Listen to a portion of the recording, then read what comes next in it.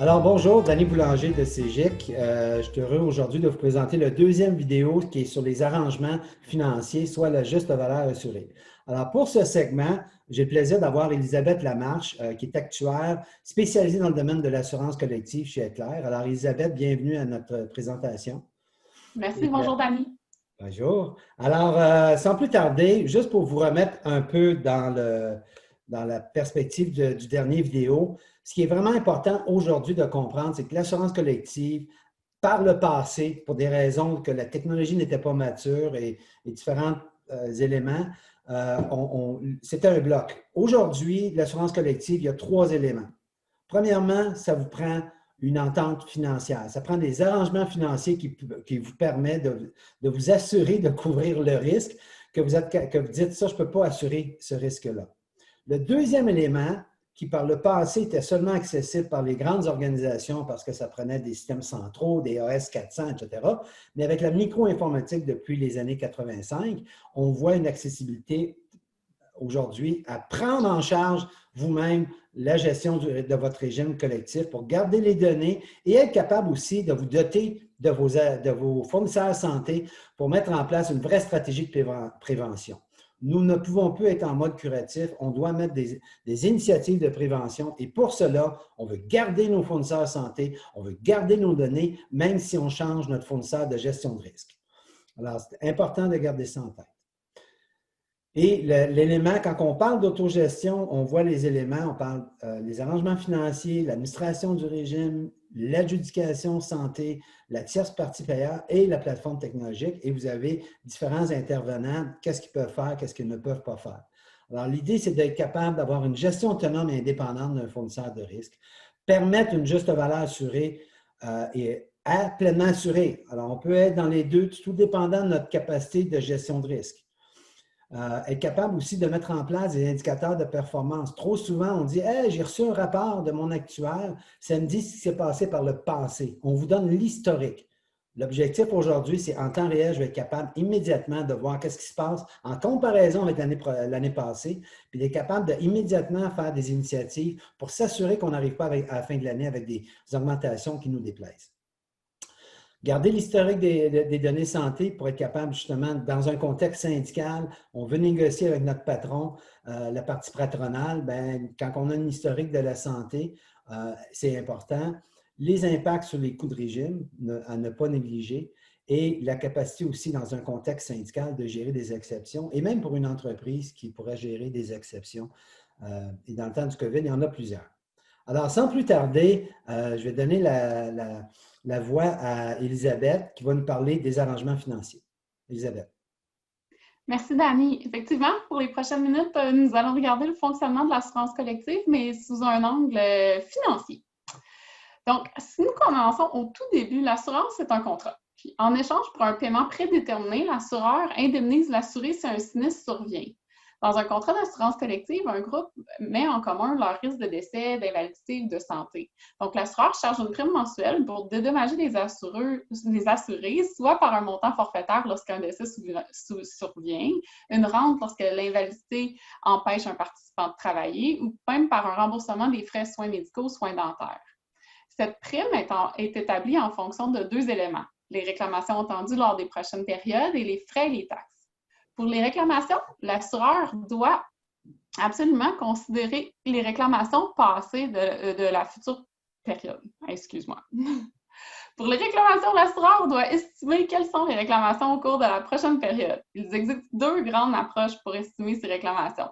La première, c'est d'utiliser les réclamations passées du groupe qui est assuré. La deuxième consiste aussi à utiliser les réclamations passées, mais pour le bloc d'affaires de l'assureur.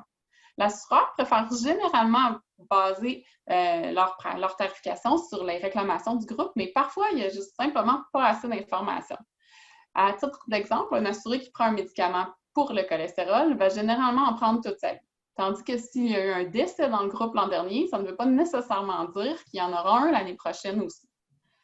Donc, quand il n'y a pas assez d'informations disponibles pour faire cette tarification, l'assureur va se baser sur les tables actuarielles qui sont bâties à partir de l'expérience de plusieurs groupes.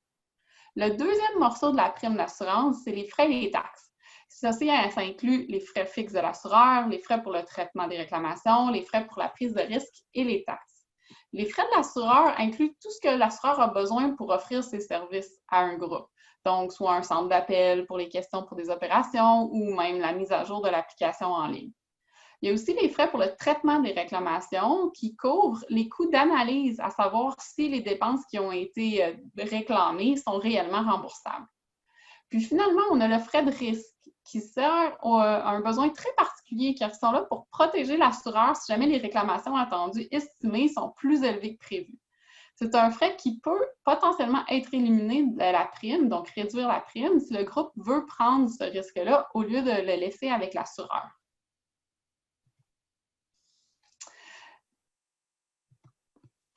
Donc, ici, si on parle du partage de risque avec l'assureur, on parle généralement de l'arrangement financier ou l'entente financière.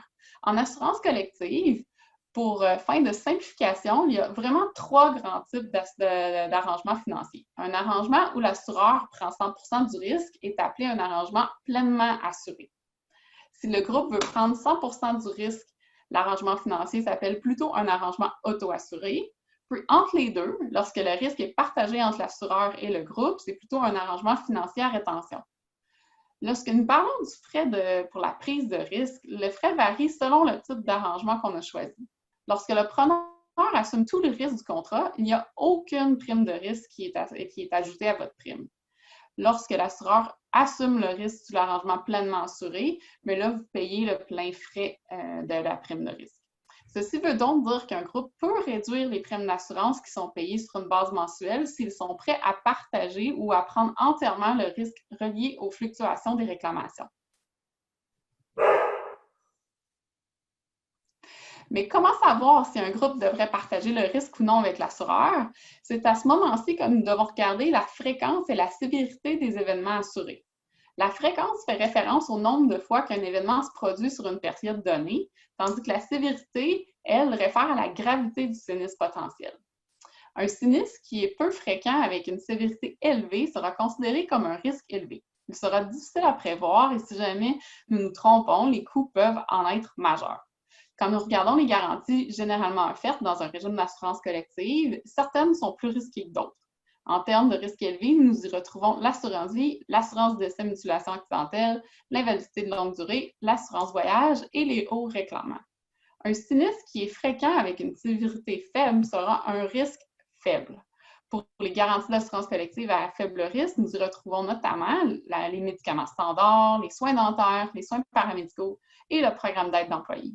Donc, généralement, le partage du risque se fera pour les garanties à risque faible en premier. Mais le combo parfait varie d'un groupe à l'autre. Dani, si tu veux bien expliquer la juste valeur assurée.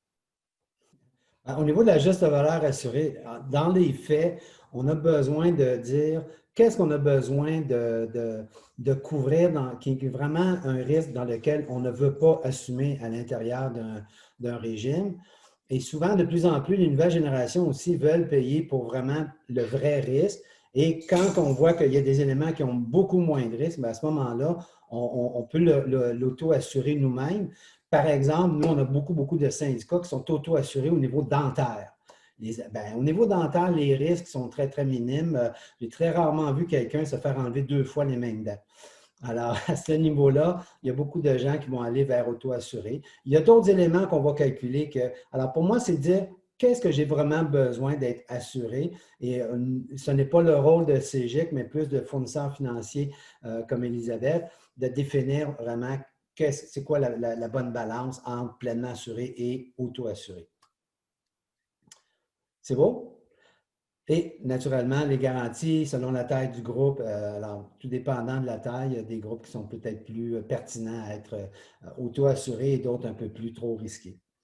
Alors, merci Elisabeth d'avoir fait ce petit vidéo. On va en faire d'autres, mais c'est vraiment bien important. Le domaine de l'assurance collective est en mutation. On s'en va vers des nouveaux modèles d'affaires et dans ce contexte-là, CGIC ainsi qu'Eclair veut faire partie de la photo du futur.